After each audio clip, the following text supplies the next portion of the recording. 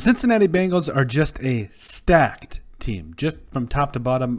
Quarterback, wide receivers, running back, the entire offense is it's a juggernaut. It really is. It's just a very impressive. Obviously their team is very good, but their offense is going to put up that 21 to 28 range a game. And again, it is because of how good they are just at each position. And CJ Uzomah, which I think is how you say his name, even though I've gotten it wrong in the past, has another guy that's also stepped up. But you got three guys in Jamar Chase, Tyler Boyd, and T. Higgins all have at least 350 receiving yards through the first 7 games of the year so far this NFL season. So at least for 8 games, for the Bengals. So week 8, yeah, that's right. This was week 8. So, but no, so far through 8 games, I mean, Jamar Chase is on pace clearly to reach 1,000 yards, and I wouldn't be surprised if Tyler Boyd, T. Higgins also. That would make it as well. And, you got to be really excited about them because, a year ago after Joe Burrow went down, it was a little bit of a somber story, but not anymore. Joe Burrow playing very well. But I think the player that needs the most attention and that needs the most praise is running back Joe Mixon, and that's why we're saying right here, right now, Joe Mixon for MVP. Now, I know what you're going to say. Okay, there's plenty of other players we can go here. Derrick Henry, even though he just suffered a potentially season-ending injury with his foot against the Colts, which is devastating. We could go a lot of other routes. Patrick Mahomes, if the Chiefs can somehow make a comeback and he gets healthy.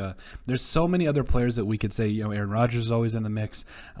But I think it really comes down to when I think of an MVP, and again, I also know that the MVP award is more geared towards quarterbacks in a way, but also I think we should need to make an exception here because, yes, it's not the season like AP in which he had over, 2,097 rushing yards and 348 carries or whatever it was.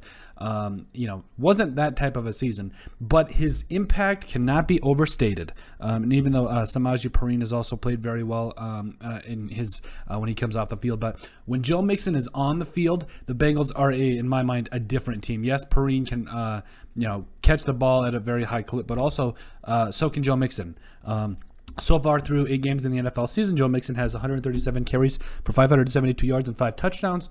Also has 17 catches for 148 yards and 2 touchdowns. Now, somewhat modest numbers, especially when you consider through 8 games. But another thing you need to consider is the fact that the Bengals are going to throw the ball a lot, and I'm probably going to get a little bit of flack with this one because everybody is probably thinking that Joe Burrow should probably be in that conversation as well, and he should.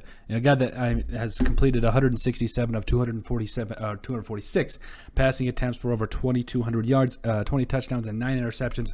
Clearly, he's playing at a very high level right now, and has got the Bengals looking very, very good. And throughout this team, if you look at just their weapons, Jamar Chase, has over 700 yards and 7 touchdowns. Tyler Boyd, almost 400 receiving yards this year on 2 touchdowns. T. Higgins, 350, even though I think he's missed a couple games and a couple of touchdowns. CJ Uzomah, 289 and 5 touchdowns. So no matter which way you slice it, this team and defense, I was just looking at their defensive statistics as well, but this entire team, they've got weapons, but they are a completely different team when Joe Mixon is on the field, and I think that they are an even more special of a team because he's just a dynamic threat. Yes, he can run the football, but he can also catch, and he brings in a different attitude and a different threat to the Bengals offense when he's on the field, and he's just a special player. And when I think of the MVP, yes, I think of, obviously Aaron Rodgers, all those guys, but, I'm also noticing more and more it's the impact that those players have on their teams, and Joe Mixon has a huge impact on the Bengals. And when he's out with injury, like he has been in the past,